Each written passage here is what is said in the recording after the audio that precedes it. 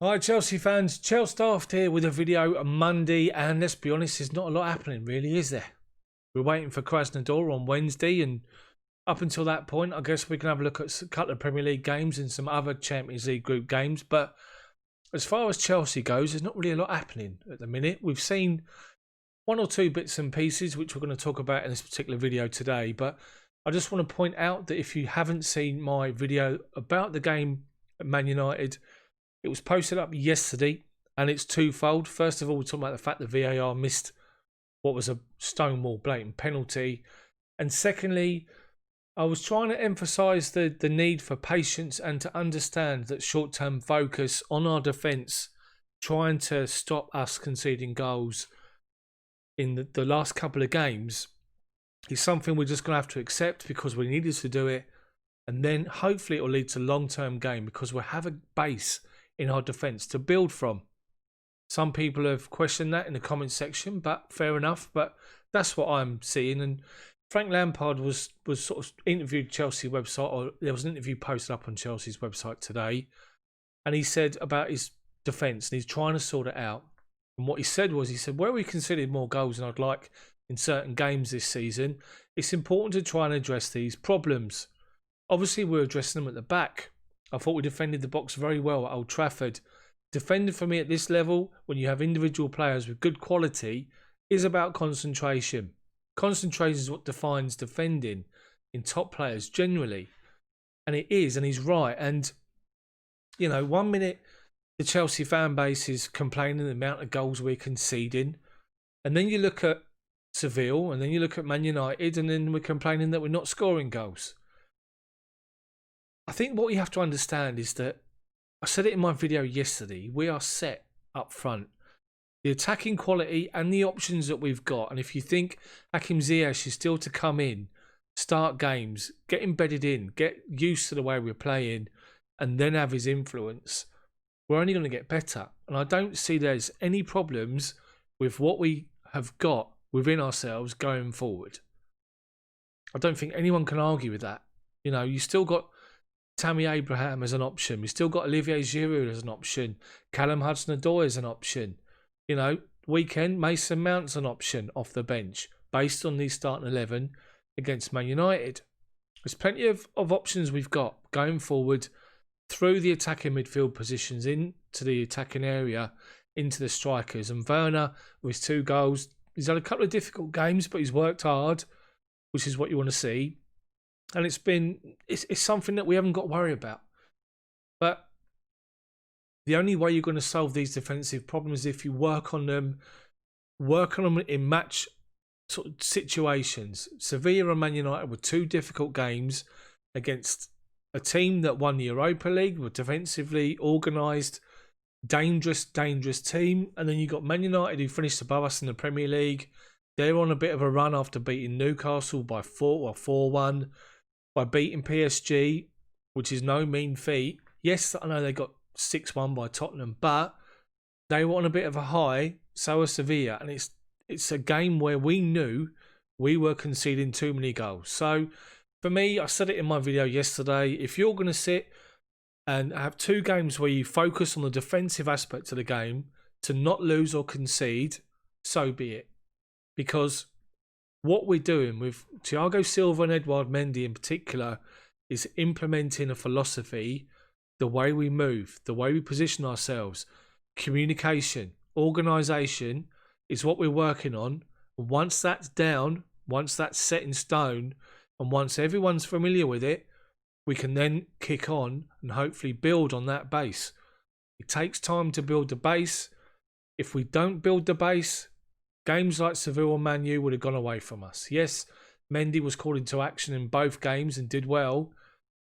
But it's on those occasions where before, maybe earlier this season or last season, we would have conceded goals. And don't forget, last year against our top 6 rivals, we dropped too many points. So let's try and be positive with that whole situation. And let's just look to build in now Krasnodar and then Burnley at the weekend. And I think 2 good wins now to follow, hopefully. And people are looking to say that's unbeaten in 4, which will be good. And if you can get two more clean sheets out of that, that'll be ideal. Nizar Kinsella, Chelsea correspondent for Goal.com, had posted up an article yesterday.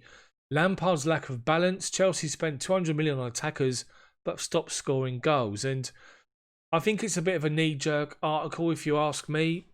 Just talking about the fact that it's all well and good trying to sort your defence out, but obviously if you're not scoring, then it's still a problem. But it's a work in progress. That's what I'm trying to champion on my channel. Yes, I know it's frustrating. Yes, I know you want to see Chelsea play attacking, flowing football, but we do that and we get battered by teams. We concede ridiculous goals. So, you know, unless we've got a solid defensive base to build from, we can't go and be free-flowing because we leave ourselves exposed. And what happens when we get exposed? We concede goals, and then you get the focus from the media on our defensive record, on the weaknesses. You know, so it's hand in hand. Chelsea will score goals. We've seen it. We know we've got the ability.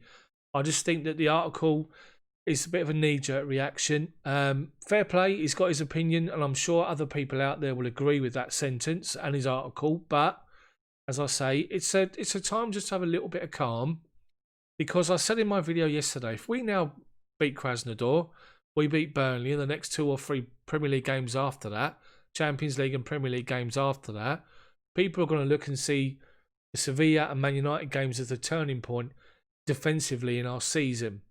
And that's got to be a positive, surely. So it's just an article that I saw. I just wanted to talk about, really. I might just call this video just chatting, because that's what we're doing, really, because there's not much else to talk about today. There's loads of comment I could do. What's our best formation on our starting 11? But until we get everybody fit and we see what Frank Lampard believes is his starting 11 and the starting formation, there's no point, really. So another focus of attention today and over the weekend has been Declan Rice once again, with reports that Chelsea are still looking to get a deal done in January to the point of offering £120,000 a week to try and sign him. Now, I've said in numerous other videos that, you know, you look at our transfer window, and Lampard was a surprise that he went to Sheffield United, based on the fact that as a natural defensive-minded midfielder, it was just a bit of a shock to see him go. Bearing in mind Loftus-Cheek went, he's not defensive. Barkley went, he's not defensive. And Jorginho continues to play next to Conte. Let's be honest, he's fantastic with the ball at his feet. He's not defensive. And Mateo Kovacic is a fantastic box-to-box midfielder, but he's great with when he works back in and wins the ball back and works hard, but he's naturally not defensive. He's more of a creator, skillful, technical kind of a player. So 21-year-old Declan Rice is still the target. And I just wonder if Chelsea are still going to go out there looking to try to get that deal done. I guess the question is, do we need him? And I just think that if N'Golo Kante gets injured, then we're in trouble. Really, we are in trouble because of that defensive instinct, defensive mindset for me. And maybe, I mean, Declan Rice is the target that Frank still wants. West Ham are refusing to do any business. They're still going to try and keep hold of him. But, of course, we've still got the likes of Danny Drinkwater, Baba Rahman sitting at Cobham playing for the development squad. And I wonder if those two can get moved on along with the likes of Emerson, and maybe you can generate sort of maybe 50 million for those three, or even 60 million, maybe 70 million for those three towards a transfer fee offered to West Ham for Declan Rice, around 80, 90 million. If you put that money on the table, I don't think West Ham can turn it down, because they know if they take 90 million, for example, even 80, they could probably sign 3 players for that. So you lose Declan Rice, but you bring 3 in. And when you're looking to bolster your squad, I mean, West Ham have been playing well. They're playing very well. To ensure, you know, stability, to then build on maybe a mid-table finish this year, to then look to improve continuously, those extra numbers are going to help. And I just think West Ham put them in a position where they can't afford to turn it down. And it's clear that Declan Rice would come back. Surely he'd come back with his best mate Mason Mount, but the fact that he was released by Chelsea, he probably feels like he's got a point to prove, and given that option, he'd come back in. So that's pretty much from me today on the video, and it's just sort of chatting about Chelsea really. And let me know what you think about the video. Post your comments in the comment section below. If you like the video, smash the like button for me, then subscribe to the channel, but make sure you hit that bell for notifications so you don't miss my videos come out. Thank you so much for your time. Thanks for watching. See you tomorrow.